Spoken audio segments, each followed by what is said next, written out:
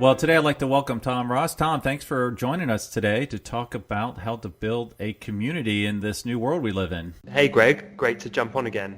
How are you? I'm good. I really appreciate your time today. So if you would, just kind of give us an overview of how you are able to create this community, kind of like a virtual community where you're able to engage your customers. And I would assume those are now friends or were friends and now are customers in such a proactive way. And what advice would you give others who would like to kind of replicate what you're doing with their own business?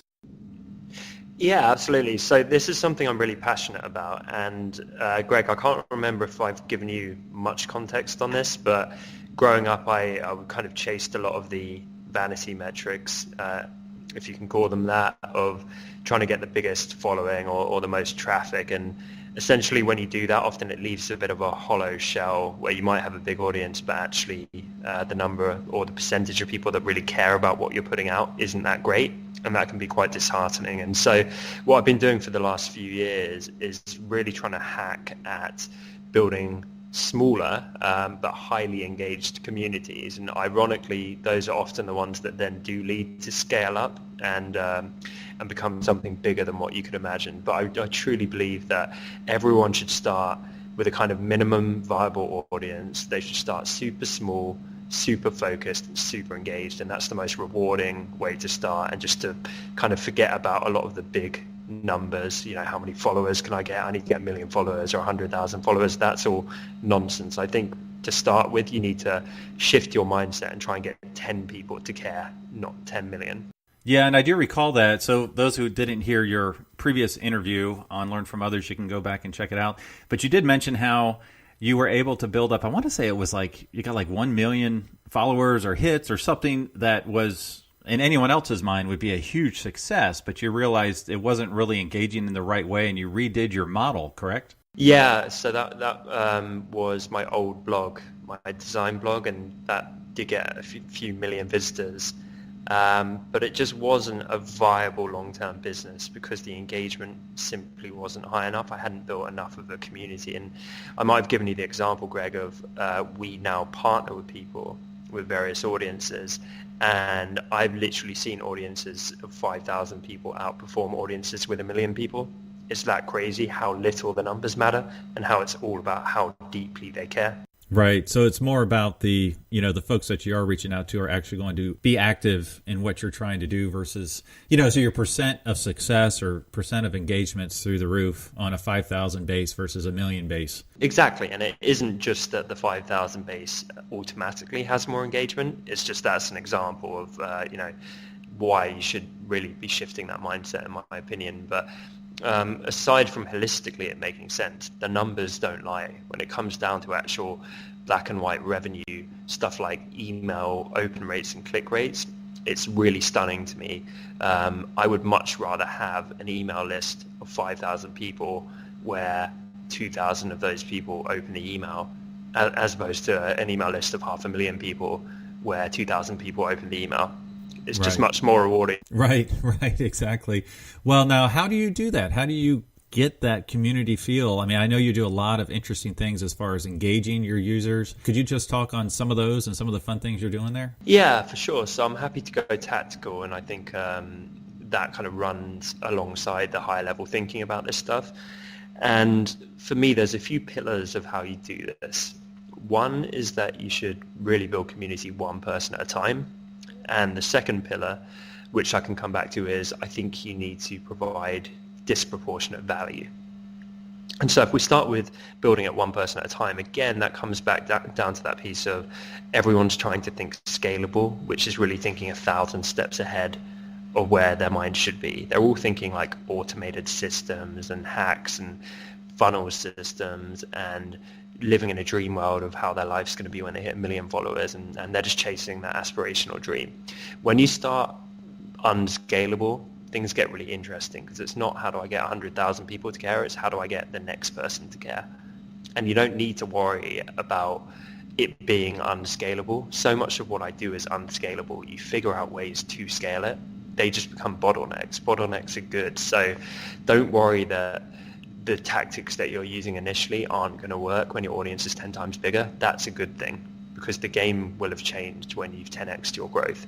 But Right. to actually get that 10x growth, you need to generally start very unscalable. And so I think what that looks like is going person to person to person. You can literally build relationships day in, day out. And there's all kinds of ways to do this, but the best way is to bring authentic, true value. So tons of ways, right? I have people who follow me, and for some of the core ones that support a lot of what I do, I have a weekly call where they jump on with me and I essentially consult on their businesses just because I'm a geek with that stuff and I enjoy doing it.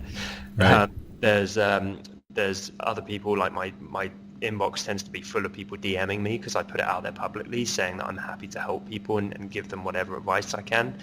I comment on people's stuff and I support them. In fact, I'll give you a crazy example. Recently, one of my core people that he's on my weekly calls and like nicest guy in the world, right? He does calligraphy and art and that kind of thing. And I'd been saying to him he needed to be connecting with these pages that basically look to feature the work of other artists and other calligraphers. You might have seen that kind of page, right? Yep. So they can be pretty popular, some of them, and they're actively looking for work to aggregate and then share with their audience and credit that person. So if you are an artist or a letterer or a calligrapher, they are a fantastic marketing hack because you don't need to like cold sell them. They're literally saying, we accept submissions, we're looking for great work to share. And he was having a bit of a stumbling block with just, taking that action. I think maybe he had a bit of imposter syndrome. So I reached out to a guy I know who ran a medium-sized page that did that and said, hey, I'd like to introduce you to my buddy, like check out his work, would you be willing to share it? And he was like, yeah, this is great, like happy to share it. And then while we were in this group chat that I'd set up, I was like, oh, like given that you're in this space, have you got any friends yourself that kind of run similar pages?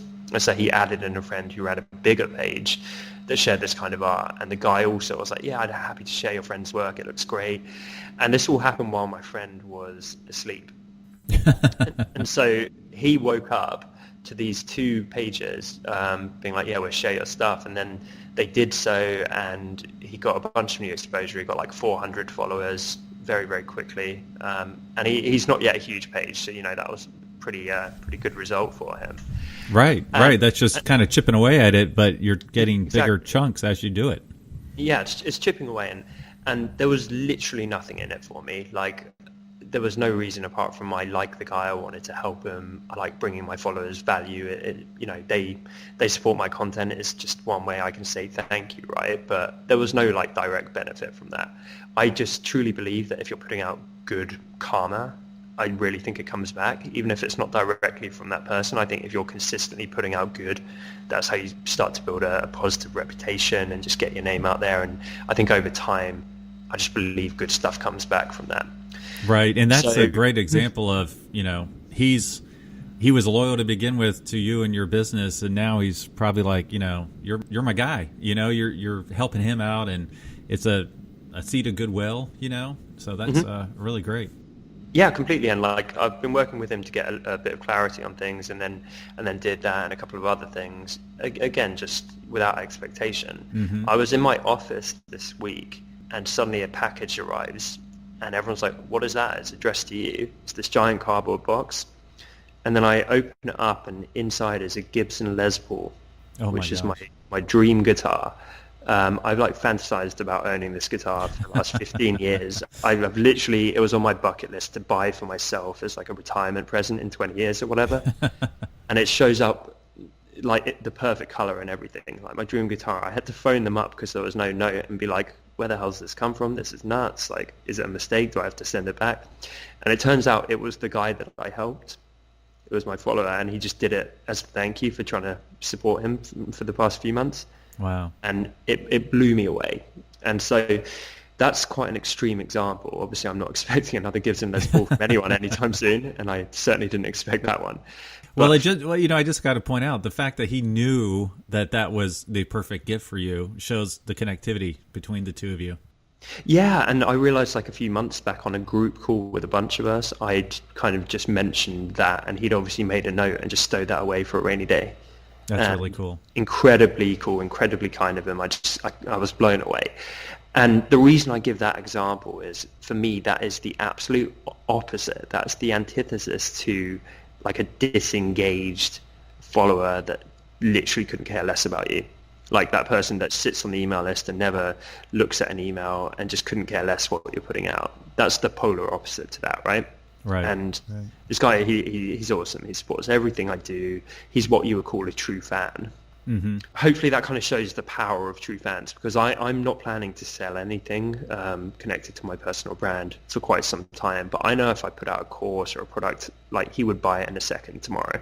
Right. Right. And it's not just about sales either. Obviously, true fans are the ones that, you know, you get to know, you befriend, they support you. It's just a really rewarding relationship from all sides. And so that for me is like the most fun thing about building communities online. And so, as I say, the way you get there, I never would have got there if I was just thinking about scalable tactics and trying to drop them into like a funnel automation. Right, that relationship never would have happened, and nor would the dozens of other similar relationships I have with some of my followers. But the way you get there is just treating them as individuals, not as data points, not as just a faceless subscriber, not as just another number, but as people. You get to know them, you build relationships just like you do in the real world, and you think, how can I help this person? What value can I bring them? Is it advice? Is it connecting them with others like I did in that example? Is it just supporting them and championing what they're doing and inspiring and motivating them in that way? There's 1,000 different ways to bring value. It's going to vary by industry, but a lot of it comes down to the same basic human principles. And so I don't want to like disappoint anyone listening. There's no secret sauce technique, right, where I can just give it to you and it's no effort and you can just drop it on your business and run with it. But it is just that overall look of like, you know, one person at a time, bringing value, and then doing that as much as you can, as long as you can, and over time, the results start to compound from that. I know your personal example is the phone call you have with some of your top clients. On that phone call, is it basically, what are your needs? What do you need from me kind of conversation? Is there some other aspects you could share? Yeah, like we literally do Q&A, and we've recently started doing homework. It's like a mastermind, apart from I'm just giving advice and not taking it. That's a great thing. So then they know that, hey, you're listening, you're providing, you're a great asset to them. They know that you want their feedback, which is really cool. Yeah, and I'll give you another example. So he hasn't done it yet, which is annoying me. But I was advising my personal trainer to do a very similar approach. And so he told me he had something like 28 clients, I think it was. So it's a healthy number. He tends to work a lot of like 12, 14-hour days, back-to-back sessions, that kind of thing. So good for him. But like anyone else, he gets a churn rate. You know, people do drop out, they cancel, they go elsewhere. Like it happens in any business. And so I said, well, to combat that, you know that 95% of those people are on Instagram. So you should add them all on Instagram, and then, you know, you're kind of staying front of mind with them there. You should bring them value outside of the one-to-one sessions you give them. So you should comment on their stuff, motivate them, encourage them, inspire them, answer their questions in DM if they have any questions. And then I was like, you should totally do a weekly call. Why not? You could jump on, you could all crack a beer. Like my call was Friday after work, like whenever suits, after work or whatever. You could all just jump on, crack a beer, and then you could do fitness Q&A, see what they're struggling with. They feel like part of a bigger community, because before they didn't know each other, but now they're all, you know, they got the commonality of being his clients. They can jump on and maybe make friends within that group. And before you know it, you're starting to build a community. And all it takes is caring and actually wanting to put in the work. Right. Now, what was the second pillar you mentioned? The first pillar was going unscalable. So doing it. Okay. The second pillar was providing value. I've kind of touched on both of them there, but there's a lot of kind of little hacks and techniques which I am experimenting with this stuff. So a favorite one of mine is, I need to really kind of coin a name for this. I came up with one and promptly forgot it. But basically the technique is you are almost getting permission to either sell to them or connect with them in some way. So let me explain. Most of us have an Instagram, and you're looking for opportunities for your audience to kind of give tacit permission for you to reach out without them having to take much effort. And a great way to do this is in your stories, to look at Instagram polls. So you can run a poll on your Instagram and let's say another one of my followers is a tennis coach professional, right? So he could put a poll on his story and say, hey, like, who's interested in tips about tennis technique? Yes or no in the poll. And then let's say he gets like, I don't know, 67 people vote yes and 18 people vote no. He can then DM all of those people, and with the people who voted no, be like, hey, thanks for being part of my poll. I saw you weren't interested. Like, I'd love to know, why is it that you're interested in something else, or you're not so into tennis in general? Like, I'd love to know how I can help you and bring you value. And then with the 67 people who said yes, message would be like, hey, thanks so much for being part of this poll. I'm so pumped that you're interested in tennis techniques. I'd love to dig a bit deeper. Like, is there part of your game you're really struggling with? Like, what can I help with? I'd love to try and put out some video content, not just for my audience, but something that's specifically going to help you. And so then out of those 67, maybe 32 come back and say, oh, well, it's my swing through. You can tell I'm not an expert tennis player. What is it? The follow through. Yeah, they're like, maybe it's my follow through, or it's like my racket grip and all this kind of stuff. So this does one of two things. It gives you content ideas that you wouldn't have had otherwise. So you're not shooting in the dark. You're not guessing what content to make that people are going to care about. They're actually telling you. And then you can go put out the content, not only do a video on how to grip the racket properly, but when you put that out, you can personally address and say, hey, Greg asked me about how to grip a racket. So this video is for you, Greg. I hope it helps any other of you out in my community, though. And then you tag Greg up in the description for that post.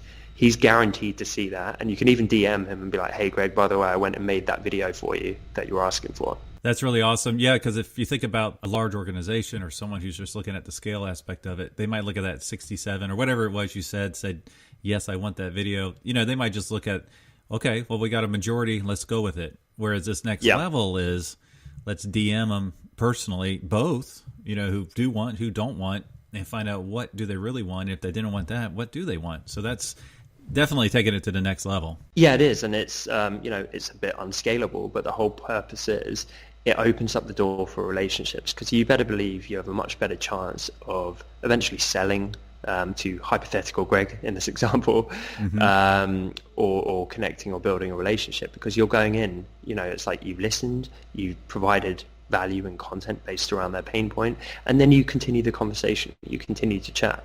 And that's a really powerful thing. And if you compare that to something similar, which is like someone could do a story and say swipe up to participate in a survey where they have to go through a 10-step survey to tell you what kind of content they want, you're going to get a very low ratio of people that are willing to do that. But someone can in 1 second just click yes on a poll, and then they would have forgotten about it, but the follow-up is the key bit there, and that's the powerful bit, because they've given you that permission. They're not going to be like, who is this jerk? You're not like cold emailing them or something. Are there other social media tools that you would recommend based on your experience, like ones you've had better results on that versus others? Yeah, so I do think Instagram is very, very powerful because it's open in the way that a lot of Facebook, for example, is not. And even LinkedIn to an extent. I think there's nuances of each. I think Twitter can, of course, be very powerful for this kind of thing because, again, it's that public outreach. But for me, I really think Instagram's kind of the social network of the moment. I think it will eventually have its day in the same way as other platforms, but there's just so much power there because you have the interactivity with your community, you have the benefit of DMs and being able to outreach, you have the critical mass where virtually everyone's on it. So I highly recommend utilizing that, to be honest. And as you utilize that, how do you manage your followers and those that follow you? I guess my question is like, I'll see some people that follow 4,000 people and they have 4,000 followers, or others are very targeted in who they follow versus who they have follow them. Does that make sense? Yeah. Are you kind of asking like how to get that ratio? In your mind, what is the right ratio? Is there one? I don't think so. I think as soon as you start talking about that stuff, it gets into dangerous ground. Because then it becomes less about the people and more about you and how you look. Right now, more people following me by a fair margin than people I follow. But let's say I followed twice as many people. Would that mean I was doing something worse? Like, probably not. Yeah, like I say, when you go down that road, anything where it's like you should have a follower ratio of 8 to 1, and that's the secret sauce. It's like, well, said who? Right. Like there's a billion different ways to do it. I wouldn't be focusing on things like ratios. I'd be focusing on literally just trying to build community, provide great content, get to know your followers. Like that's the stuff really where I think all the focus should go. Yeah, because I just thinking about the calligraphy example. And that, maybe that's not the best example, but I'm a car guy. If I followed the 1,000 car feeds out there, it might be overwhelming, I guess, is where I'm coming from. Yeah, I mean, why would you be following 1,000 car feeds though? Would it be to get a chance of a follow back or that kind of, because you probably wouldn't be following it to consume their content, because if it was 1,000 Right. feeds, that's more content than you need. So I think it is possible to build relationships with your community without necessarily following all of them. If that's kind of what, like, I have a lot of stuff that's inbound. Like I've got an inbox full of DMs right now, and I don't follow all of those people, but that's fine because I can chat in the DM with them, and I don't need to follow every post they put out unless I choose to in the future. Right. Okay. No, that's great advice. And what else do you do? Because I know last time we spoke, you were making some type of fun Christmas video, and I don't know the end product of that or stuff like that. It just seems like the more, I don't know, fun, goofy, entertaining stuff you could do that engages your base, it just builds that relationship up even more. Even if it's not meant to sell anything, it's just more of a, hey, here's who we are kind of thing. Is that something that you do as well? Yeah. So this was in retrospect probably a horrible idea, but most of them are. But I would challenge everyone listening to try and do something unscalable and personal, because I think that's where all the good stuff in terms of branding lies. And so what we did for the Christmas video, I said, well, the worst thing we could do would be do nothing. The next worst thing we could do would be like some generic video being like, Merry Christmas all, and check it out. And that would be a nice touch, but people probably wouldn't care that much. So instead, I did a personalized video for the 400 people that we work with. And that took about 2 hours to film, and I was like losing my voice by the end of it, because you can only say Merry Christmas so many times to so many different names. Right. And then it took a day or two for our video guy to edit it all together and cut it up and export it, and then our team to send them out. And it was quite a lot of work, but in the scheme of things, it's not that much work. Let's call it a day's worth of work. And the response was incredible, because people realized that this was not just some like Merry Christmas insert name. I'd actually gone and spent the time to do that. And so we were getting messages being like, what company does that? Like, what CEO takes the time out of his day to do that? That's incredibly personal. And it was just an unbelievable wave of responses from people. And they were really appreciative, and they just taking the time. And again, there's a billion ways to do that. If you've got loyal customers, they should be like gold dust to you. So you can always go more personal. You can always go less scalable. There is a difference between we get Christmas hampers from companies where it's like a generic, it's like a USB stick with their logo on it, which they clearly just some company on their behalf has sent out to their 5,000 clients, and that tends to go in the bin or something. But with us, it's like we've built that relationship. So instead of a generic gift, we've literally gone on eBay and got the equivalent of their Gives and Les Paul, where it's like something they're really passionate about. It's really specific and personal to them. So when that shows up, it's going in their front room. They think of us every time they look at it. They splash it all over their social media. It means the world to them. And so, yes, it's less scalable, but yes, it's also much more impactful. Push more towards branding than sales. Don't be constantly pitching your audience, because you're going to burn them out and they're not going to feel appreciated, because no one likes to be sold to all the time. So some cool stuff that you can do is organize a gift, or some digital freebies or free content or anything like that, or even just a nice video. And you can send it out to your audience, your newsletter, whatever it might be, and just say thank you. Just say, hey, like just a message here, with no agenda. I just wanted to say thank you so much for following me. Thank you so much for being a customer. Really appreciate you. If there's anything we can do, let me know. You'd be amazed at how far that goes, because no one does it. When do you ever get email marketing from anyone that isn't trying to, sell something? So just to get that simple message out the blue, just saying, you know what, thank you, and I appreciate you. is such a golden one. Right. It's that personal touch. Yeah, 5,000%. Yeah, that's awesome. Well, thank you so much for your time today, Tom. No, thank you for having me on. Really appreciate it, Greg. Thank you for listening to Learn from Others, where we help others succeed by sharing success. Where will our next adventure take us? Subscribe to find out. If you know of someone who has a cool career story or occupation, contact Greg through Instagram at Greg Stanley LFO. That's GregStanley LFO. And we will see you soon as we learn from others together.